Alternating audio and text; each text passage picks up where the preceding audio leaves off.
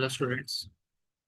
सो हमने कल देखा था कि हमने एक्सेप्शन यूज किया था हमारे स्प्रिंग बोट प्रोजेक्ट में।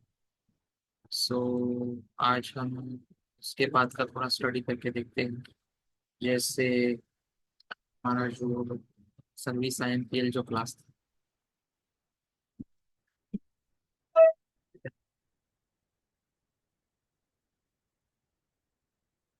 सो बेसिकली हमने जो कल एपीएस देखे, उस एपीएस में क्या होता था, अगर इफ इन केस वो ऑब्जेक्ट नहीं है, ठीक है, डेटाबेस में वो ऑब्जेक्ट अवेलेबल नहीं है, तो फिर उस सिचुएशन में जो यूजर होता है, यूजर को प्रॉपरली पता होना चाहिए कि वो पर्टिकुलर आईडी के लिए वो ऑब्जेक्ट डेटाबेस में अवेलेबल नहीं है। सो यूजर को कैसे वो आइडेंटिफाई होगा। सो इसके लिए हमने कल क्या किया, हमने यहाँ पे कल एक रन टाइम एक्सेप्शन थ्रो किया था, ठीक है ना। हमें पोस्टमैन में वो रन टाइम एक्सेप्शन दिख रहा था, बट अभी फिलहाल हमें इसका आगे का सोचना है। ऐसे रन टाइम एक्सेप्शन हम नहीं लिख सकते। यूजर को प्रॉपरली पता होना चाहिए कि मतलब कौन से टाइप का वो एक्सेप्शन। तो इसलिए हम क्या करते हैं, यहाँ पे हमने देखा था गेट सिंगल डेटा से, ये जो हमने मेथड लिखी सर्विस आईएमपीएल, स्टूडेंट आईडी से हम जो है ऑब्जेक्ट फेच करने की कोशिश कर रहे थे। पर हमें अगर मिला तो वो आउटपुट रिटर्न में देगा, रिटर्न देगा स्टूडेंट का object. But if in case else condition में अगर वो ऑब्जेक्ट नहीं मिला स्टूडेंट आईडी से, तो हमें फ्रंट एंड में जो बैठा है यूजर उसको भी प्रॉम्प्ट करना होता है कि यार student is not found by using this ID. और हम जो पर्टिकुलर प्रोडक्ट सर्च करने की कोशिश कर रहे हैं, बट वो प्रोडक्ट अवेलेबल ही नहीं। सो वो प्रॉपरली मैसेज हमें आइडेंटिफाई करके देना हो। फ्रंट एंड में भी वो कर सकते हैं, लेकिन जनरली हम जो है जब हम बैकएंड को फ्रंट एंड से जब कनेक्ट करते हैं, तो बैकएंड डेवलपर्स को ऐसे ही एक्सेप्शन हैंडल करना होता है, ठीक है ना। सो यहाँ पे मैंने क्या किया, यहाँ पे मैंने थ्रो किया एक exception, throw new student not found exception, ठीक है। स्टूडेंट नॉट फाउंड नाम का एक कस्टम एक्सेप्शन मैंने जो है यहाँ पे थ्रो किया। और यहाँ पे जो है मैंने एक मैसेज लिख दिया, student with this ID is not present. Okay. So ये कहाँ से आया, स्टूडेंट नॉट फाउंड ये कहाँ से आया। अगर मैं इसको देखता हूँ तो इसका मैंने कस्टम क्लास बनाया, ठीक है ना। क्लास है public class student not found, ठीक है। एक्सटेंड्स रन टाइम एक्सेप्शन, ठीक है। रन टाइम एक्सेप्शन नाम का एक क्लास है, उसको हमने क्या किया है, एक्सटेंड किया है स्टूडेंट नॉट फाउंड, ठीक है।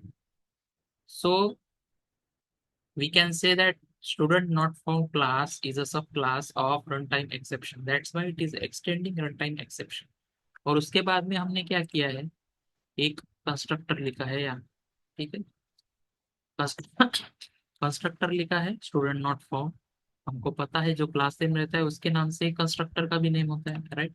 तो मैंने जो है स्टूडेंट नॉट फाउंड यहाँ पे लिखा, और यहाँ पे जो है मैसेज लिख दिया, ठीक है ना। मैसेज मतलब जो मैसेज मैंने यहाँ पे लिखा है, ये मैसेज जो है, ये मैसेज जो है यहाँ पे चला जाएगा। And we know that in core Java, हमने कोर जावा में पढ़ा था, बेसिक प्रॉपर्टी है कि अगर कोई ऑब्जेक्ट क्रिएट होता है, अगर कोई ऑब्जेक्ट क्रिएट होता है तो उसका कंस्ट्रक्टर भी at the same time call होता है, ठीक है ना। ये कोर जावा में हमने पढ़ा। तो यहाँ पे भी हम दे सकते हैं थ्रो कीवर्ड यूज करके। हमने जो ये ऑब्जेक्ट क्रिएट किया है न्यू स्टूडेंट नॉट फॉर्म, ये भी एक ऑब्जेक्ट ही है ना। हम पर्टिकुलरली ऑब्जेक्ट कैसे लिखते हैं, फॉर एग्जाम्पल मैं अगर आपको बताऊँ, student not found S T is equal to new student not found, ऐसे ही कुछ ऑब्जेक्ट लिखते हैं ना, ऐसे ही कुछ हम ऑब्जेक्ट लिखते हैं, ठीक है। तो यहाँ पे देखिए ये हमने पार्ट लिखा है, इसमें ये वैल्यू जो है, इसमें ये जो वैल्यू है ये पूरी वैल्यू आ गई, ठीक है ना। तो instead of writing this we have written this portion new student not found. So ये भी एक ऑब्जेक्ट ही है, ठीक है ना। और ये ऑब्जेक्ट में हमने पैरामीटर पास किया है, वो बोलेगा कि स्टूडेंट नॉट फाउंड का कंस्ट्रक्टर कॉल करो और उसमें ये मैसेज सेंड करो। तो वो देखेगा कि ऐसा कंस्ट्रक्टर कोई प्रेजेंट है जिसके पैरामीटर में स्ट्रिंग की वैल्यू है, हाँ है। तो स्ट्रिंग मैसेज, सुपर मैसेज। ये सुपर कीवर्ड जो होता है ये पेरेंट क्लास को कॉल करने के लिए यूज होता है, ठीक है ना। सो बेसिकली कस्टम एक्सेप्शन हम ऐसे डिराइव करते हैं।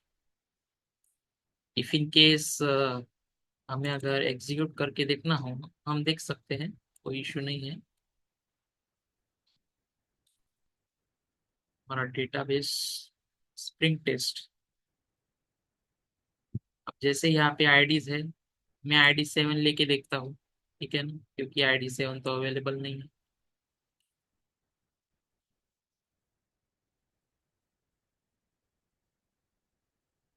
यहाँ पे हमारा कंट्रोलर है।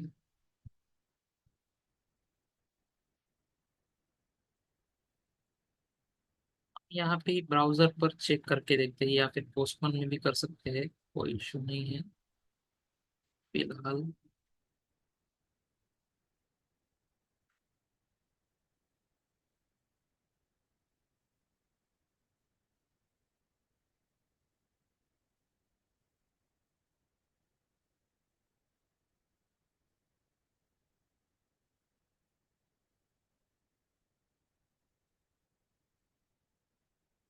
HTTP, हमारा जो पोर्ट नंबर था 9091 स्लैश हमारा कंट्रोलर क्या है, 888।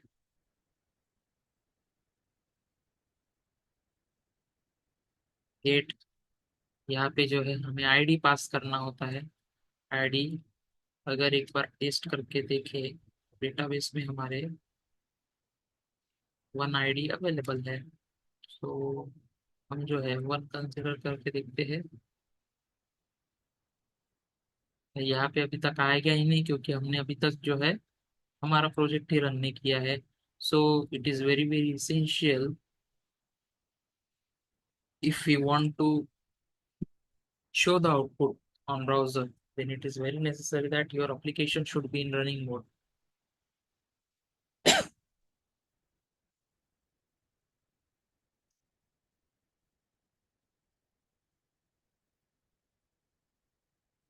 So basically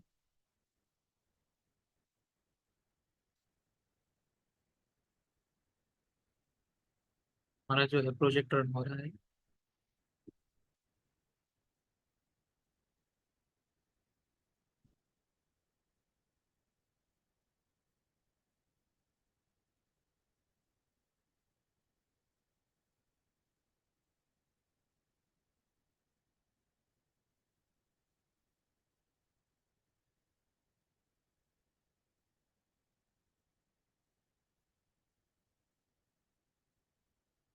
तो हम डिफरेंट टाइप ऑफ एक्सेप्शंस भी क्रिएट कर सकते हैं, ठीक है ना। अगर not only for ID, if you are wanting to get the single data from the from the database by using full name also, then we can use the custom। यहाँ पे हमें कुछ एरर आया है, 1 मिनट। एरर क्या है, could not resolve root entity student, okay।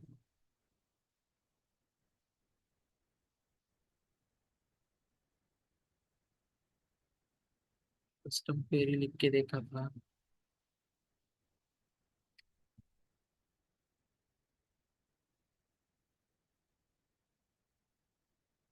फिर से रन करके देखते हैं।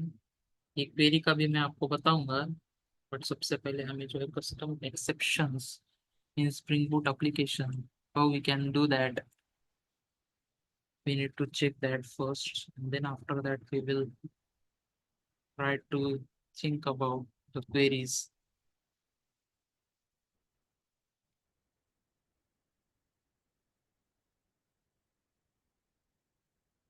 ओके, तो हमारा जो है एप्लीकेशन जो है रन हो चुका है 9091 पे, ओके। सो अगर मैं ब्राउजर पे चेक करता हूँ, browser again, so I am getting the first object for student ID 1, okay. So अगर मैं 7 लिखता हूँ यहाँ पे, ये देखिए कस्टम एक्सेप्शन हमें मिल गया। Student with this ID is not present, ये मैसेज हमें कहाँ से मिला? ये मैसेज जो है, ये मैसेज ये मैसेज जो है यहाँ से मिला। ओके,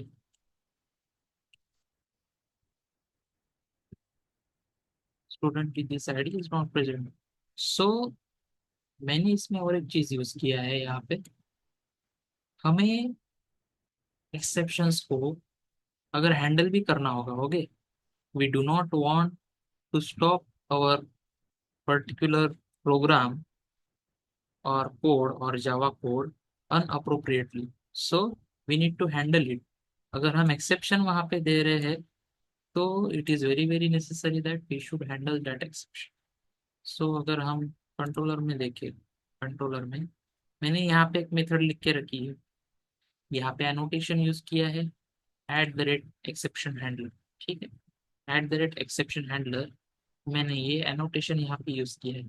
तो सबसे पहले समझते हैं पहले क्या हो रहा है। ठीक है, कंट्रोलर से डेटा जो है, कंट्रोलर से आईडी जा रहा है, okay, by using path variable student ID. ये स्टूडेंट आईडी जो है सर्विस आईएमपीएल में जा रहा है। सर्विस आईएमपीएल में गया तो वो चेक करेगा फाइंड बाय आईडी मेथड से, ऑप्शनल क्लास से, कि वो प्रेजेंट है या नहीं है।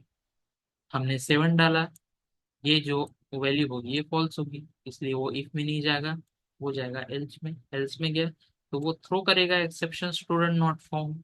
ठीक है, यहाँ पे ऑब्जेक्ट कॉल हो रहा है, मतलब कंस्ट्रक्टर भी कॉल होगा। यहाँ पे ये देखिए, मैंने एक पैकेज बनाया है एक्सेप्शन नाम का, और इसमें जो है स्टूडेंट नॉट फाउंड डॉट जावा नाम का एक क्लास बनाया है, उसको एक्सटेंड्स किया है रन टाइम एक्सेप्शन से। ठीक है, यहाँ पे कंस्ट्रक्टर बनाया है, वो जो मैसेज हमने जो लिखा है वो मैसेज यहाँ पे आएगा। ठीक है, ये मैसेज में ही आएगा। बट द थिंग इज, मैंने इसको अभी हैंडल भी किया है, हैंडल भी किया है, तो ये मैसेज वो यहाँ पे जाएगा, eight the rate exception handler. ये एनोटेशन से मैं यहाँ पे देखिए स्पेसिफाई कर रहा हूँ कि वो मैसेज मुझे कहाँ से मिलेगा। स्टूडेंट नॉट फाउंड नाम का जो क्लास है, वहां से वो वहां से जो मैसेज है वो आएगा, इसमें चला जाएगा। ठीक है, और हमें क्या रिटर्न करेगा? वो मैसेज रिटर्न करेगा। ठीक है ना, मैसेज रिटर्न करेगा।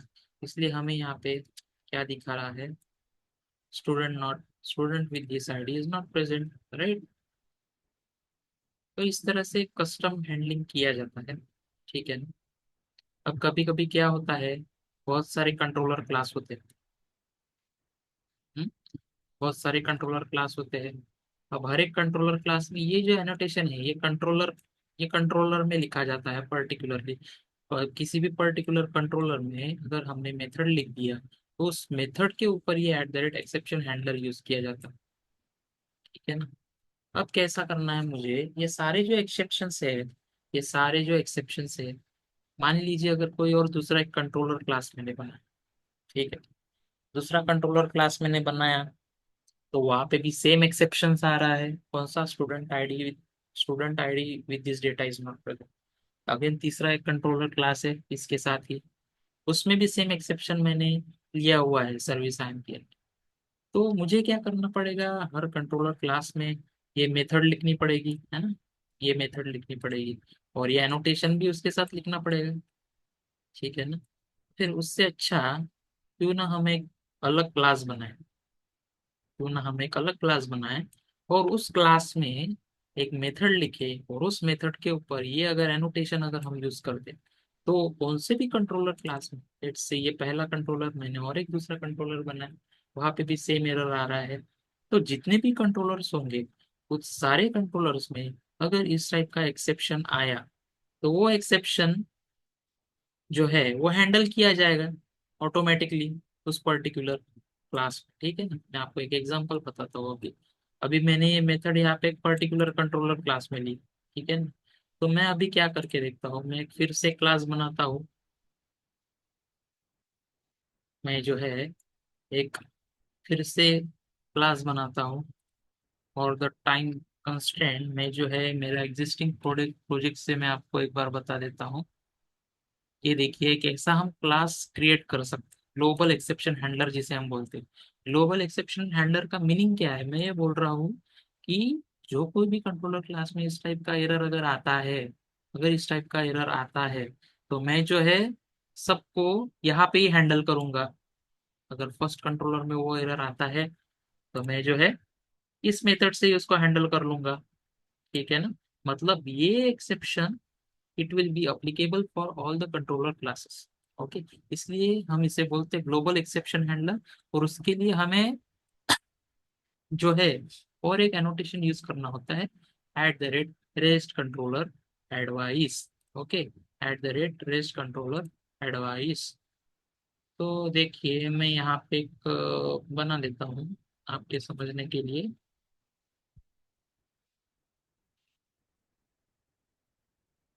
कॉपी करते हैं, इसको जो है पेस्ट करते हैं। इसका नाम जो है, एक मिनट, हम इसी में बना देते हैं, एक्सेप्शन में ही बना देते हैं। हम क्या करते हैं, इसको इसको कॉपी करते हैं और एक्सेप्शन नाम का जो है वहाँ पे पेस्ट कर देते हैं, ग्लोबल एक्सेप्शन हैंडलर। ठीक है ना। यहाँ से ये मेथड जो है बता देते हैं। हमने क्या किया, एक क्लास बनाया, उसका नाम रखा ग्लोबल एक्सेप्शन हैंडलर, और उसके ऊपर रेस्ट कंट्रोलर एडवाइस लिख के रख दिया। ओके। अब सेकेंड थिंग हम क्या करेंगे, इस कंट्रोलर क्लास में हमने ये जो मेथड लिखी है, ठीक है, इसको कट मार देंगे, सेव कर देंगे और ग्लोबल एक्सेप्शन हैंडलर में डाल देंगे। ठीक है ना। अब कोई भी अगर दूसरा कंट्रोलर क्लास रहा, उसमें भी अगर सेम एक्सेप्शन आया, तो ये ग्लोबल क्या करेगा, उस एक्सेप्शन को हैंडल करेगा। Means for all the controllers this method is responsible for handling that exception. ठीक है ना। हम इसको टेस्ट करके देखते हैं। अब यहाँ पे मैंने लिख दिया है। हमने spring Boot dev tools use किया है, सो रन टाइम में मैं जो भी चेंजेस कर रहा हूँ उसके हिसाब से ये रिलोड होता जा रहा है और चेंजेस जो है अपडेट कर रहा है। ठीक है ना। अब मैं फिर से जो है क्या करूँगा,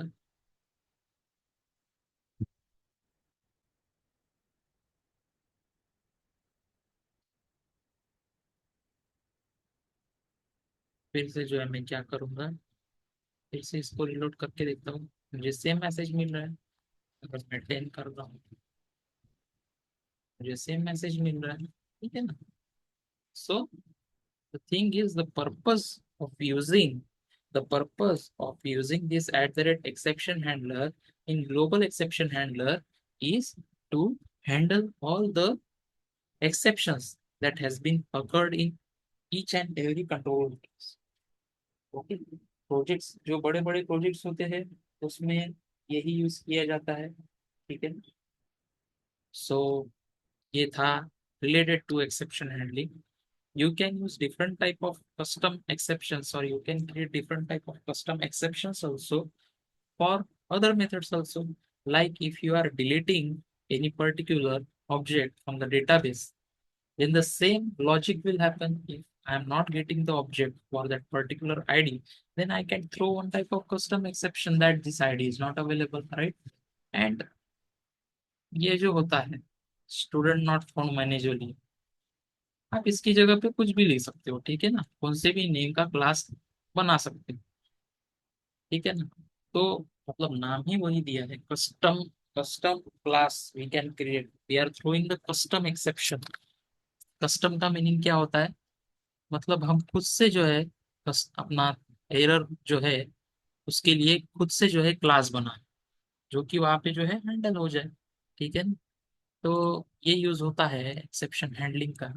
और यहाँ पे आप देख सकते हो, यहाँ पे जितने भी टाइप हमने, मतलब जितनी भी बार हमने रिक्वेस्ट भेजी, उतनी भी बार यहाँ पे जो है क्वेरीज आप देख सकते हो।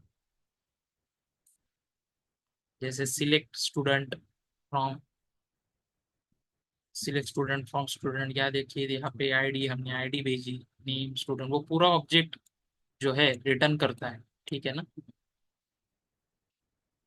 सेकंड पार्ट आपको मुझे ये बताना था। अभी जो है रिपोजिटरी में जो मेथड्स थी, कुछ कुछ मेथड्स जो थी वो इनबिल्ट थी, राइट?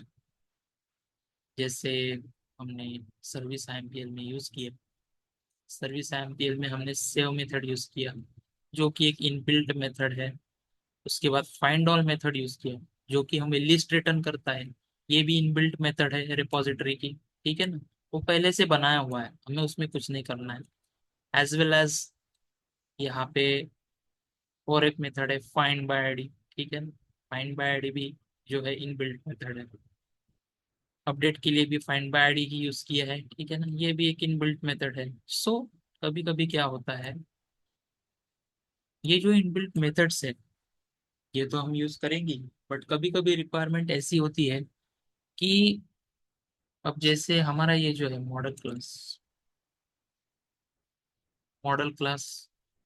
ये मॉडल क्लास में क्या है, ID name marks and school. अब जो फाइंड बाय आईडी जो मेथड है वो इनबिल्ड है, राइट? फाइंड बाय आईडी में मैं क्या कर रहा हूँ, ये स्टूडेंट आईडी पास कर दे रहा हूँ, और फाइंड बाय आईडी ये जो है इनबिल्ट मेथड। बट कभी कभी मुझे रिक्वायरमेंट्स ऐसी भी होती है कि डेटाबेस से मुझे instead of using the student ID I can use student name also. Find by student name, find by student name की कौन सी मेथड इनबिल्ट नहीं है रिपोजिटरी में, राइट? यहाँ पे कुछ भी फील्ड्स हो सकती है, जैसे स्कूल नेम हो गया, स्टूडेंट नेम हो गया, है ना?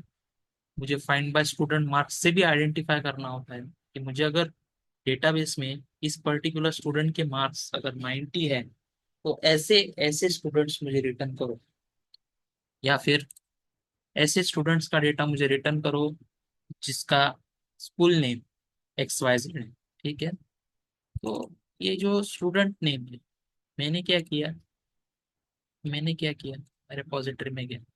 अब मुझे जो है रिक्वायरमेंट ये है कि मुझे जो है कस्टम मेथड बनानी है, ठीक है ना? इसको एक कस्टम मेथड बोलते हैं। मुझे जो है कस्टम मेथड बनानी है। तो कस्टम मेथड बनाने के लिए मैंने एक कस्टम मेथड यहाँ पे बनाया। कस्टम मेथड जो है आप इस कीवर्ड से जो है क्रिएट कर सकते हो, ठीक है ना? अगर कस्टम मेथड क्रिएट करना हो तो आपको देखिए, पब्लिक, ये रिटर्न में चाहिए स्टूडेंट। यहाँ पे आपको ये सजेशन देता है, फाइंड फाइंड बाय, ठीक है ना? Find by, find by, find bye. ये आपको फिर से ऑप्शन देगा किसके लिए चाहिए, स्कूल नेम। फिर से ऑप्शन जाएगा find by school name, right? अब यहाँ पे ये एरर क्यों दे रहा है, ये एम्बिग्यूटी इशू हो गया। ये फाइंड बाय स्कूल नेम ये भी है, ये भी है। मैं सिर्फ खाली आपको समझा रहा हूँ कि सबसे पहला कीवर्ड जो रहेगा फाइंड का वो एफ स्मॉल रहेगा, उसके बाद बी वाई बी जो रहेगा वो कैपिटल रहेगा, और जो फील्ड नेम रहेगा उसका फर्स्ट लेटर कैपिटल रहेगा, सेकंड लेटर भी कैपिटल रहेगा, ठीक है? तो हम जो है ऐसे भी कस्टम मेथड्स क्रिएट कर सकते हैं, ठीक है? तो अभी जो है फाइंड बाय स्कूल नेम, तो इसके लिए हमें जो है फिर से जो है एक मेथड बनाना पड़ेगा, राइट? वो कहाँ पे बनाना पड़ेगा, हमें कंट्रोल बनाना पड़ेगा, ठीक है? तो मैं जो है डेटा गेट कर रहा हूँ, डेटाबेस से ही डेटा गेट कर रहा हूँ, मतलब मुझे जो है गेट मैपिंग यहाँ पे यूज करनी पड़ेगी। पब्लिक, पब्लिक रेपोजिटरी का मैंने रिटर्न टाइप क्या लिया है, यहाँ पे स्टूडेंट लिया है, ठीक है ना? तो मैं जो है student student get by, get by C H, school name, school name, get by school name. मैं गेट कर रहा हूँ इसलिए गेट मैपिंग, ठीक है ना? गेट मैपिंग, गेट मैपिंग में मैं क्या कर रहा हूँ, गेट नेम स्लैश, मुझे स्कूल नेम भी सेंड करना होगा रिपोजिटरी में उस पर्टिकुलर डेटा को फेच करने के लिए, ठीक है ना? तो यहाँ पे जो है स्कूल नेम, या फिर मैंने क्या लिया रिपोजिटरी ना, यहाँ पे स्कूल नेम, ओके। मुझे स्कूल नेम से जो है आइडेंटिफाई करना है वो पर्टिकुलर ऑब्जेक्ट को। तो यहाँ पे मैं स्कूल नेम लिख देता हूँ, कंट्रोलर में जाता हूँ, कंट्रोलर में, कंट्रोलर में गया,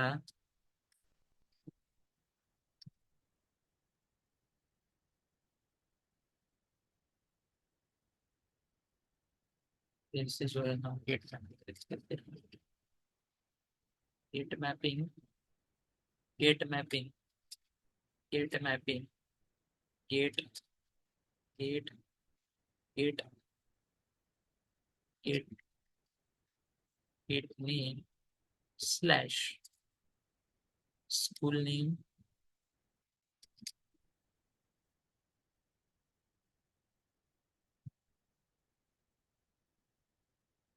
school name at the rate, at the rate path variable, path variable school name, value कौन सी है, ये स्ट्रिंग की है, स्कूल नेम। ठीक है ना। अब मेरे पास फिलहाल तो कोई डेटा है नहीं, इसलिए मैं नल जो है रिटर्न कर रहा हूँ। ठीक है। ये देखिए मेरा फिर से रिलोड हो रहा है due to the Spring Boot dev tools. अब जो है मैं क्या करता हूँ, S S I dot get by name, यहाँ पे जो है मुझे स्कूल नेम जो है रिटर्न करना पड़ेगा। और जो है मुझे स्टूडेंट का ऑब्जेक्ट जो है रिटर्न यहाँ से मिलेगा, मुझे वो ऑटोमेटिकली सजेशन दे देगा। ऑटोमेटिकली सजेशन ले लिया, मैं सर्विस आईएमपीएल में गया, सर्विस आईएमपीएल ने मुझे एरर दे दिया, वो बोल रहा है कि ऐड अनइम्प्लीमेंटेड मेथड्स, ऐड अनइम्प्लीमेंटेड मेथड्स में आ गया। अब देखिए यहाँ पे वो मुझे मेरी कस्टम मेथड का भी सजेशन दिखाएगा। ठीक है। R R dot find by, find by school name, school name, right. अब ये जो है फाइंड बाय स्कूल नेम नाम की जो मेथड है रिपोजिटरी में, टेक्स्ट क्लोज कर देता हूँ। अब जो है मैं रिपोजिटरी में अगर गया, तो रिपोजिटरी में देखिए मेरी फाइंड बाय स्कूल नेम नाम की जो मेथड है स्टूडेंट का ऑब्जेक्ट रिटर्न कर रही है। ठीक है ना। तो मैं जब सर्विस आईएमपीएल में जाऊंगा, सर्विस आईएमपीएल में मैं गया, सर्विस आईएमपीएल में जाने के बाद वो मुझे स्टूडेंट ही रिटर्न कर रही है ना, तो instead of writing this I can write in this way also, right, find by school name.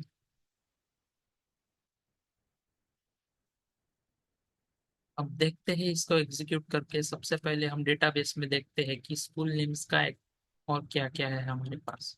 अब यहाँ पे एक श्री महाविद्यालय के ये मैं डाल के देखता हूँ अपने ब्राउजर पे। हमेशा याद रखिएगा कि जो कोई भी हम गेट मैपिंग की जो रिक्वेस्ट होती है, अगर हमें टेस्ट करनी है तो हम जो है हमारे ब्राउजर पर भी उसको टेस्ट कर सकते हैं। ठीक है। सिर्फ get mapping, not post update and delete mapping, only get mapping. If you want to see the data that has been fetched from the particular database, then we can use our browser also. We can write there our URL and test the APIs that has been written in your controller or in your project code. So localhost 9091, उसके बाद controller में जाते हैं, method का नाम क्या था, get by school name, get by, get by school name slash school का नेम क्या था, स्कूल का नेम क्या था, डेटाबेस कहाँ पे गया, स्कूल का नेम था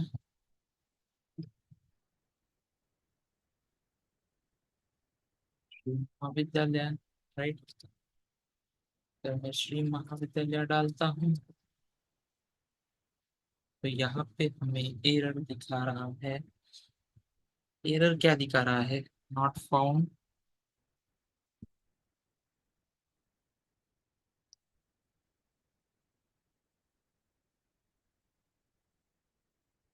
वन में चेक करके देखते हैं, 9091।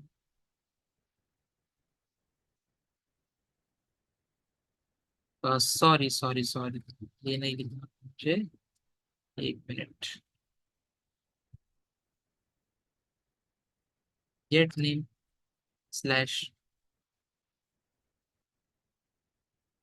डेटाबेस।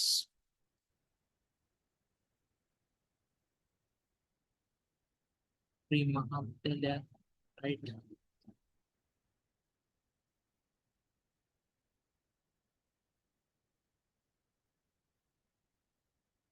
क्या इश्यूज आ रहे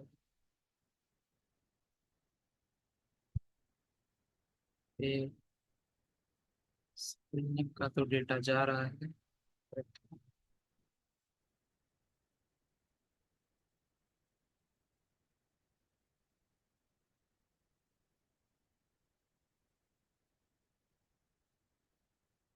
ठीक है, हम जो है पोस्टमैन से चेक करके देखते हैं।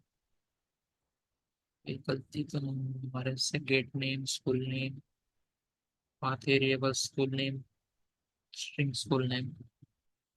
ओ yes yes, correct correct correct correct. यहाँ पे हमने रिटर्न नल किया है, इसकी वजह से ये हमें जो है, सो ऐसी छोटी छोटी मिस्टेक्स होती है हमसे।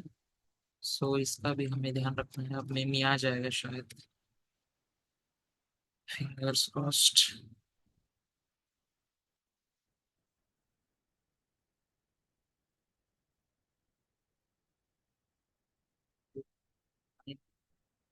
स्लैश गेट नेम स्लैश, ठीक है, मिल गया।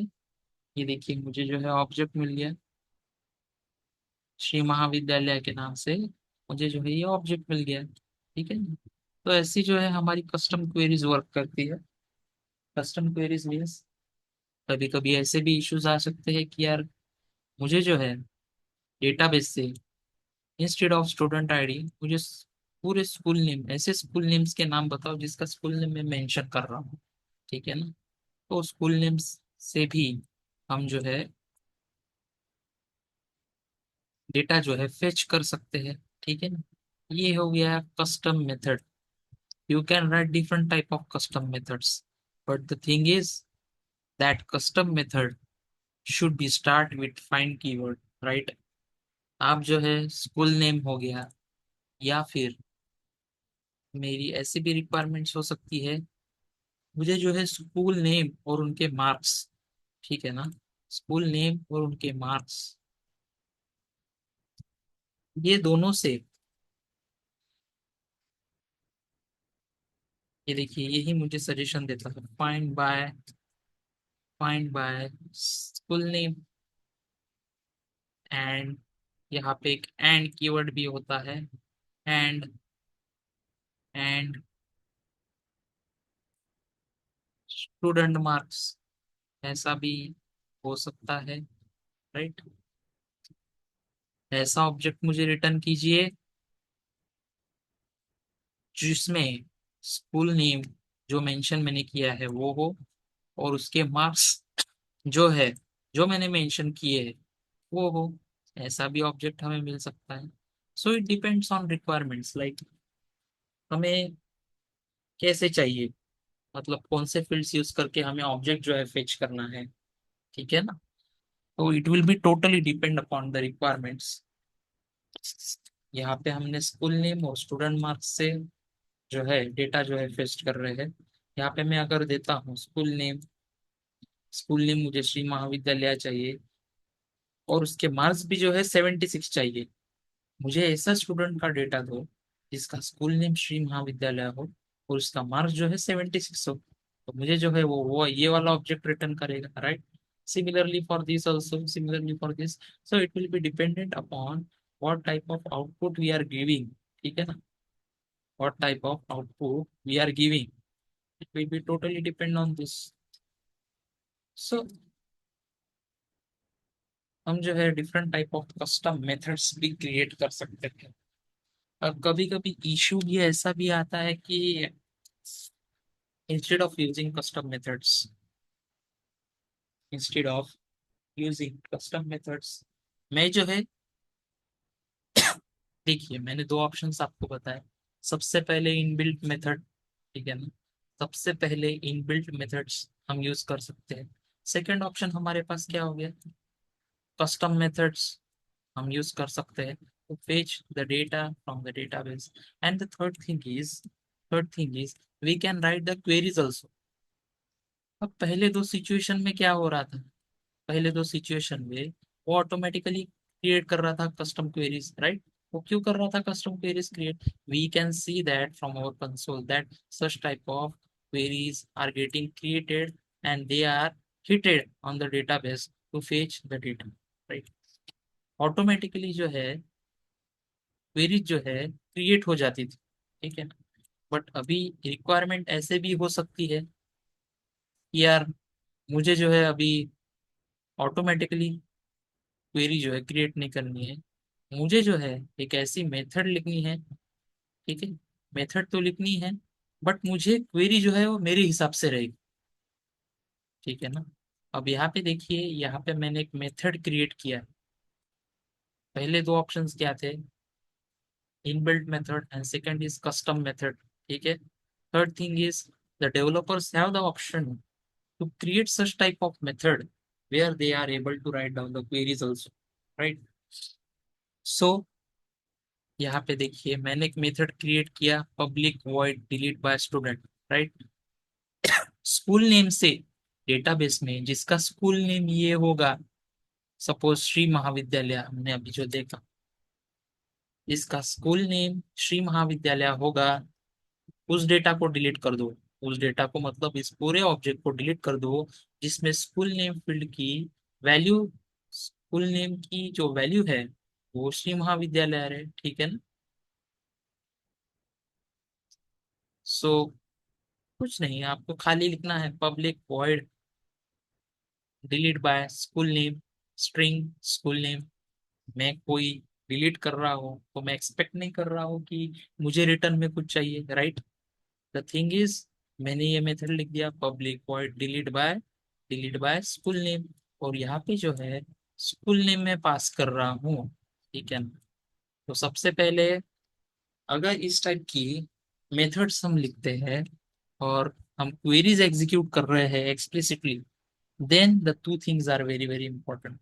उसके पहले हमें क्या करना होता है, एट द रेट ट्रांजेक्शनल, ये कंपोनेंट मतलब ये एनोटेशन हमें यूज करना पड़ता है जब कभी भी हम क्वेरीज एक्सप्लिसिटली लिखें, ठीक है? Second thing is at the rate modifying. Modifying में क्यों लिख रहा हूँ? मॉडिफाइंग मतलब मैं डेटाबेस में कुछ चेंजेस भी कर रहा हूँ। अगर डेटाबेस में 6 to 7 क्वेरीज है, let's say seven seven objects है, ठीक है? उस 7 ऑब्जेक्ट्स में से मैं एक ऑब्जेक्ट डिलीट कर रहा हूँ, मतलब डेटाबेस में मैं कुछ मॉडिफिकेशन ही कर रहा हूँ ना। अब मुझे से 6 में से मैंने एक डिलीट कर दिया तो सिर्फ मुझे 5 ही दिखेंगे। So I am modifying the database, that's why I am telling the Spring Boot that yes, just do the modification as per the query that has been written here, right? So at the rate modifying भी यहाँ पे use करना होगा। Third thing is at the rate query. At the rate query में क्या लिखना होता है? एट द रेट क्वेरी में आपको जो है ये क्वेरी लिखनी होती है, ठीक है? एसक्यूएल में तो आपको पता ही होगा, मतलब अगर हम नॉर्मल जो क्वेरी लिखते हैं, अपडेट की क्वेरी लिखते हैं, update student set school name where ID is equal to something like that, update की होती है। डिलीट की सिलेक्ट स्टार फ्रॉम, अपना अगर गेट डेटा करना हो कोई भी, select star from student where ID is equal to 1, ये हो गया अपनी getting the data, right? Select query हम यूज करते हैं। वैसे ही डिलीट की है, डिलीट फ्रॉम स्टूडेंट में क्या कह रहा हूँ, delete delete from student. Student हमारा क्या हो गया, एंटिटी क्लास, इसी के नाम से हमारा जो है टेबल बना हुआ है। Delete from student where school name is equal to, जो स्कूल नेम मैंने पास किया है इसको जो है पोजिशनल पैरामीटर बोलते हैं, ठीक है ना? यहाँ पे क्वेश्चन मार्क 1 मैंने लिखा है, इसको क्या बोलते हैं? पोजिशनल पैरामीटर बोलते हैं।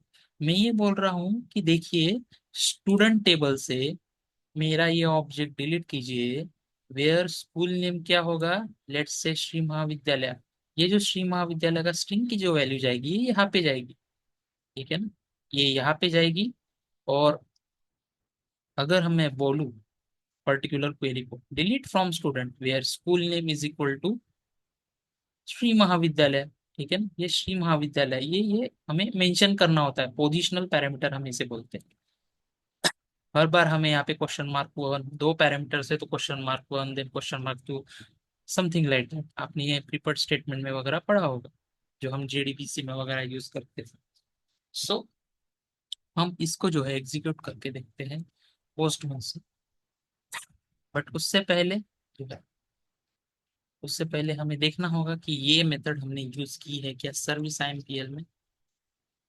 सर्विस आईएमपीएल में मैं जाता हूँ, तो मैंने कोई डिलीट का ऑपरेशन यहाँ पे किया है क्या, अपडेट? नहीं, मैंने डिलीट की एपीआई ही नहीं लिखी है। तो ठीक है, जो है डिलीट की एपीआई भी लिख लेते हैं। पब्लिक, पब्लिक यहाँ पे मैं स्ट्रिंग रिटर्न करता हूँ। Delete, delete by student name, वहाँ पे स्टूडेंट नेम ही है, नो स्कूल नेम है। ठीक है, C H school name, school name. अब यहाँ पे मैं डिलीट कर रहा हूँ तो डिलीट मैपिंग, डिलीट कर रहा हूँ तो डिलीट मैपिंग, डिलीट स्लैश। यहाँ पे मैं पास क्या कर रहा हूँ, इसको ही मैं कॉपी पेस्ट मार देता हूँ, school name, school name at the rate this one. आपको ये बात हमेशा ध्यान रखनी है, जो कोई भी दो मेथड्स होती है उनका नेम कभी भी सेम नहीं होना चाहिए। अगर नेम सेम हो गया, जैसे गलती से मैंने गेट बाय स्कूल नेम यहाँ पे भी लिख दिया, तो यहाँ पे जो है ये एम्बिग्यूटी एरर मेरे को शो करेगा, ठीक है ना। सो इस बात का हमें जो है ध्यान रखना है। Delete by school name, okay. Delete by school name, SSI dot delete by. अब ये मेथड मैंने बनाई नहीं है, वो मुझे सजेशन देगा स्कूल नेम। इसमें जो है मैं स्कूल नेम,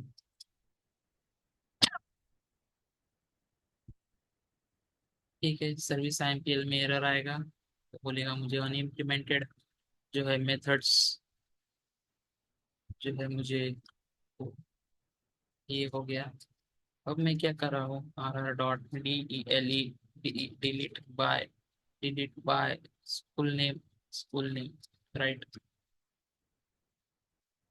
ये हो गया एक। बट यहाँ पे अभी भी एरर दिखा रहा है। एरर में मैं ऐसा लिख सकता हूँ, रिटर्न, मुझे स्ट्रिंग चाहिए, स्टूडेंट फॉर दिस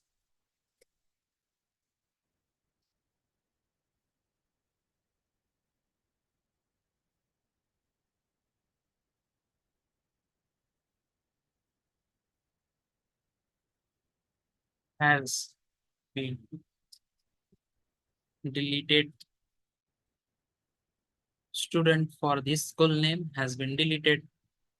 ये जो है स्कूल नेम की वैल्यू यहाँ पे आ जाएगी। हम एक कस्टम मैसेज जो है रिटर्न कर रहे हैं, हैज बीन डिलीटेड। सो हमारा जो है काम हो चुका है, ठीक है ना।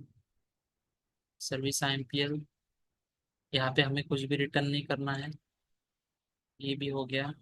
ठीक है, हम पोस्टमैन से यूज करके देखते हैं। 9091 डिलीट, डिलीट फुल नेम, फिर से हम जो है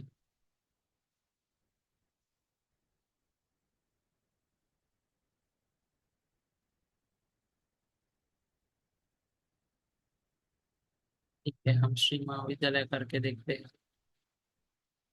श्री महाविद्यालय, श्री महाविद्यालय, ओके। डिलीट श्री महाविद्यालय, ऑपरेशन जो रहेगा हमारा डिलीट रहेगा। यहाँ पे मैं सेंड करता हूँ,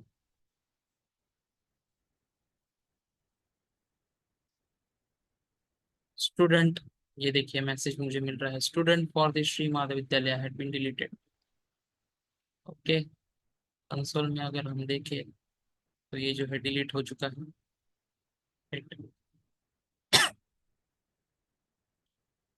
अगर डेटाबेस को रिफ्रेश करके देखें,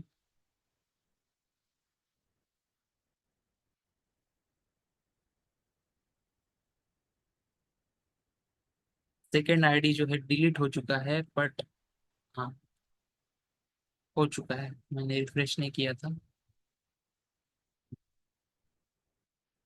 फर्स्ट आईडी जो है डिलीट हो चुकी है, ठीक है ना। हम फिर से एक बार करके देखते हैं, जूनियर करके देखते हैं, जूनियर डिलीट होता है क्या। तो जूनियर की आईडी क्या है, जूनियर की आईडी है 3।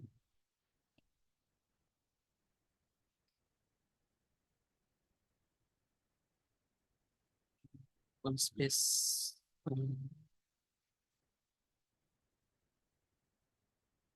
ठीक है, करके देखते हैं। Junior, student for the junior had been deleted, right. Junior भी डिलीट हो चुका है,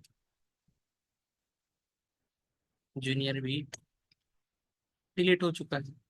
जूनियर की आईडी क्या थी, 3। देखिए अब 3 आईडी पूरी डिलीट हो चुकी होगी, है ना।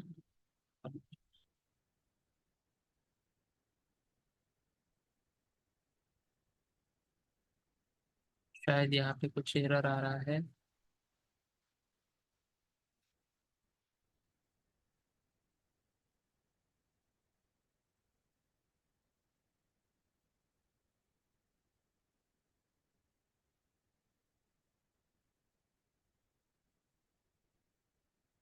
थर्ड आईडी अभी डिलीट नहीं हुई है, बट यहाँ पे डिलीट का ऑप्शन दिखा रहा है। सर्विस आईपीएल में हमने डिलीट बाय स्कूल नेम तो करा है, बट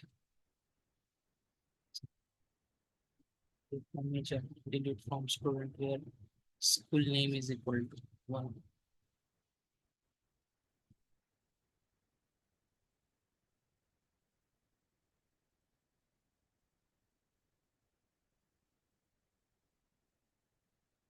ऐसा करके देख, तो एरर आ रहा है मुझे, क्या बोल रहा है वो। ओके,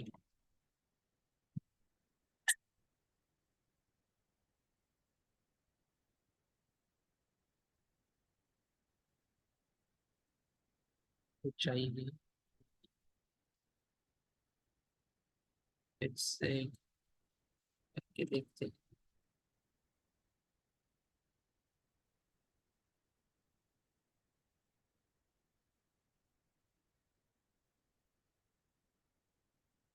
संशीव, एक काम करते हैं, कोई अनदर डेटा पोस्ट करके देखते हैं और उसको फिर डिलीट मार के देखते हैं। मे बी एम्बिग्युइटी कुछ इश्यू होगा।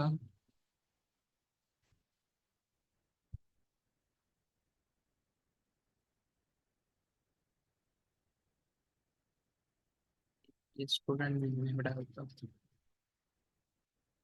राहुल, स्टूडेंट मार्क्स में डालता हूँ 87, एंड स्कूल नेम में डाल देता हूँ,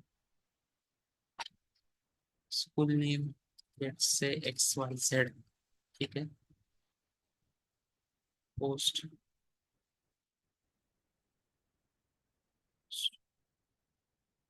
ठीक है।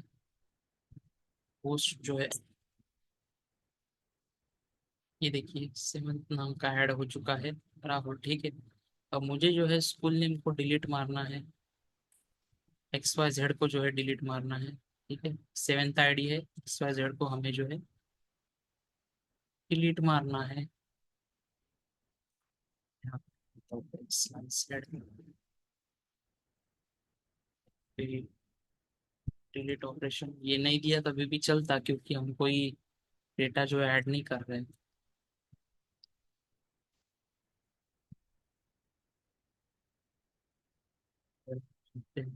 डिलीट स्कूल नेम, देखो भी बराबर है, query modifying transactional.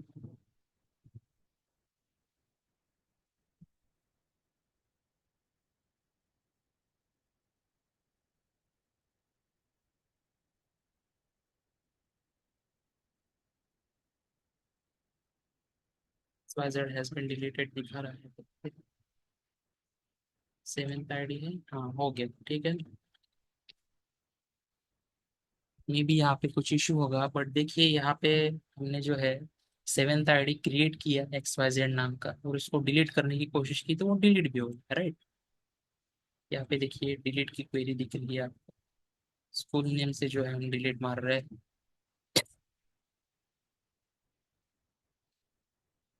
So basically यही होता है।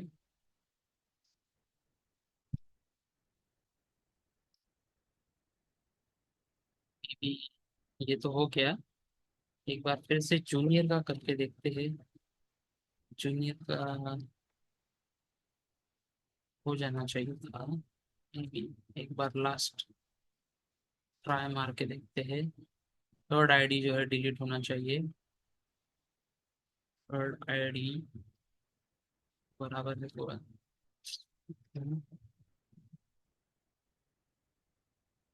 ओके। सो मुझे ऐसा लगता है कि डेटाबेस में देखिए मैंने जब वो पर्टिकुलर फील्ड नेम की वैल्यू कॉपी की, तो वहां पे जूनियर के साथ स्पेस भी आ रहा है। ठीक है ना, ये ऐसा तो नहीं होना चाहिए। मतलब ये गलत आपने जो है, हमने जो है वैल्यू डाला है, ऐसा नहीं डालना चाहिए कभी भी। पर अभी इसी से हम जो है डिलीट करके देखते हैं। मैं बोल रहा हूँ कि डिलीट कीजिए जो फील्ड नेम का नाम जो, मतलब उसकी जो वैल्यू है जूनियर है, उसके सामने जो है स्पेस। अभी जो है हम करके देखते हैं। जूनियर हैज बीन डिलीटेड बोल रहा है। अब जो है रिफ्रेश मार के देखते हैं। हो गया, ठीक है ना। थर्ड आईडी जो है डिलीट हो गया, ये देखिए। थर्ड आईडी जो है डिलीट हो गया। अब मेरे पास सिर्फ 2 4 5 एंड 6 है, ठीक है ना। सो इन दिस वे आपको बराबर देखना है कि आपने डेटाबेस में वैल्यूज क्या डाली, उसके हिसाब से ही आपको जो है फील्ड नेम वहां पे देना पड़ता है। So in this way we can use the custom queries also. We have we have seen three methods, three ways to fetch or delete or update any particular data from the database. The three ways are: the first is by using custom method, the second use is by using the inbuilt method, and the third thing is by using @query annotation. Query annotation, इसमें question भी पूछा जाता है, what is the use of @query annotation। इसमें यहाँ पे question पूछा जाता है, what is the use of @query annotation, right. So आपको जो है इसका आंसर पता होना चाहिए कि why I am using @query annotation, right. ये भी पूछ सकते हैं, there are another 2 ways to fetch the data, or can we write any another, is there any another way to fetch the data instead of using the inbuilt method? So we can say that yes, we can create the custom methods also to fetch the data, right? So आज हमने दो things देखी इस particular spring boot application में। हम exception कैसे handle कर सकते हैं, राइट। एक्सेप्शन को हैंडल करना बहुत बहुत इंपॉर्टेंट होता है। अगर मैं आईडी पास कर रहा हूँ या फिर कोई फील्ड नेम का नाम पास कर रहा हूँ एपीआई में, और डेटाबेस में उस पर्टिकुलर वैल्यू अवेलेबल नहीं होगी, तो फिर उस सिचुएशन में मैंने यहाँ पे थ्रो कीवर्ड से, इसके लिए आपको जो है, ये जो थ्रो कीवर्ड है इसके लिए आपको जो है एक्सेप्शन हैंडलिंग थोड़ा स्किल हो। ये अनदर टॉपिक है कोर जावा के बाद, exception handling. It is the most important topic for learning about the exceptions. इसमें डिफरेंट टाइप ऑफ कीवर्ड्स होते हैं, जैसे ट्राई एंड कैच हो गया, थ्रो कीवर्ड हो गया, थ्रोज कीवर्ड हो गया, ऐसे different type of exceptions, as well as there is one keyword called finally, right? So you should know what is exception handling and what is the use of throw keyword. अगर आपको वो पता हो, तभी जो है आप जो है कस्टम एक्सेप्शन क्रिएट कर सकोगे। मैंने खाली आपको अभी एक एग्जांपल बताया, इससे भी कॉम्प्लिकेटेड एक्सेप्शंस हम क्रिएट कर सकते हैं, ठीक है ना। इसको आप डिटेल स्टडी भी कर सकते हैं by using another type of, you can use the AIs also if you just give the prompt like I want to know about the exception handling basic things, then it will give you the proper notes, and वहां से जो है आप जो है study कर सकते हो।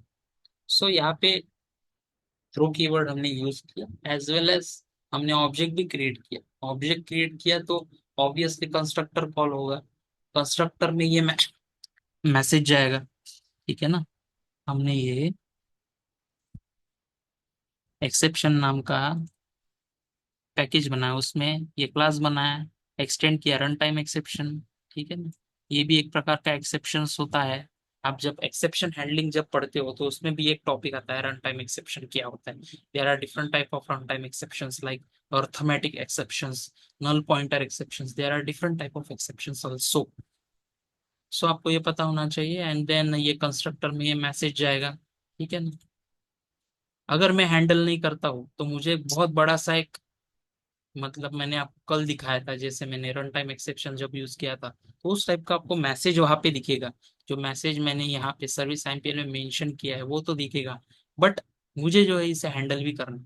सो हैंडल करने के लिए the first way is to write down. अब जो मैंने ग्लोबल एक्सेप्शन हैंडलर में ये जो मेथड लिखा है @एक्सेप्शन, ये जो है आप कंट्रोलर लेवल पर लिख सकते हो। कंट्रोलर में एक पर्टिकुलर एक मेथड बना सकते हो, उसके ऊपर ये लिख सकते हो। मतलब वो क्या करेगा, वो कंस्ट्रक्टर में जो कोई भी मैसेज आया है वो मैसेज वो इस क्लास में लेगा, और ये मैसेज से जो है वो रिटर्न करेगा। इस क्लास का जो मैसेज है हम बता रहे हैं कि ये क्लास का जो मैसेज है वो मैसेज मुझे रिटर्न करो, राइट। मैंने आपको बताया डिफरेंट टाइप ऑफ कंट्रोलर्स है, उसमें सेम टाइप का कस्टम एक्सेप्शन आ रहा है। तो if you want, you can write down such type of @exception handler in different type of controllers. But suppose it is the complicated way, right? Like आप हर एक controller में ये type का @exception handler लिख रहे हो, फिर मेथड लिख रहे हो। सो उससे अच्छा एक अलग पैकेज बनाओ, उसमें @risk controller एडवाइस ये एनोटेशन यूज करो, ग्लोबल एक्सेप्शन हैंडलर, ठीक है। इसको बोलते हैं ग्लोबल एक्सेप्शन हैंडलर, और इसमें जो है ये @exception हैंडलर नाम का जो है एनोटेशन आप यूज कर सकते हो। इससे मैं क्या बोल रहा हूँ कि कोई भी कंट्रोलर क्लास में, कोई भी कंट्रोलर क्लास में इस टाइप का अगर एक्सेप्शन है तो यहाँ से वो हैंडल हो जाएगा। सिमिलरली आप डिफरेंट टाइप ऑफ यहाँ पे जो है कस्टम एक्सेप्शन जो है लिख सकते हो, ठीक है ना। And the second thing is, हमने जो है कस्टम मेथड्स कैसे क्रिएट करते हैं वो देखा। एट द सेम टाइम हमने ये देखा कि क्वेरीज यूज करके कैसे हम जो है डेटाबेस से डेटा डिलीट कर सकते हैं या फिर फेच कर सकते हैं। आप अपडेट के लिए भी लिख सकते हो, कोई पर्टिकुलर डेटा हमें फेच करना है उसके लिए भी लिख सकते हो। ये 3 टाइप के एनोटेशंस ये पूछे जाते हैं, what is the use of transactional, modifying, query. So आपको ये पता होना चाहिए। अगर आपको इसके बारे में जानकारी करना हो तो आप जो है सिंपली ये कर्सर अगर यहाँ पे लेके जाओ तो ये आपको जो है पूरी डिटेल इंफॉर्मेशन आपको बताता है, ठीक है ना। सो in this way we can handle the exceptions as well as we can write down the customer queries and custom methods also, ठीक है ना। आई होप आपको समझ में आ रहा होगा मैं जो बोल रहा हूँ। एंड कोई भी अगर आपको डाउट होगा आप मुझे पूछ सकते हो, ठीक है ना। इससे बाद का हम टॉपिक जो लेंगे, टॉपिक लेंगे हम loggers, how to use the loggers in our spring boot application. Loggers का मेनली यूज क्या होता है, ठीक है ना। लॉगर्स का यूज ये हो सकता है इफ इन केस मैं कोई प्रोजेक्ट रन कर रहा हूँ, उस प्रोजेक्ट में मुझे कुछ इश्यूज आ रहा है, ठीक है। अगर इश्यूज आया या फिर वो पर्टिकुलर एपीआई मेरा रन नहीं हो रहा है, ठीक है, तो मेरे ये कंसोल पर मुझे जो है एरर दिखाता है, राइट। जैसे मैंने आपको प्रीवियसली बताया ये ऐसे टाइप के एक्सेप्शंस आते हैं। तो कभी कभी क्या होता है, we are not able to handle, और वी कैन से कभी कभी हमें ये समझ में नहीं आता, ठीक है। तो उस सिचुएशन में हम कंपनी में क्या करते हैं, कंपनी में हम टीम लीड के पास जाते हैं या भी जो कोई भी सीनियर सॉफ्टवेयर इंजीनियर होगा उसके पास जाते हैं, ठीक है। हम उसको बोलते हैं कि यार मुझे जो है ये समझ में नहीं आ रहा है, ये एक्सेप्शन क्यों आ रहा है। तो आप जो है अपना सिस्टम लेके जाओगे क्या उसके पास, ऐसा तो नहीं होगा ना।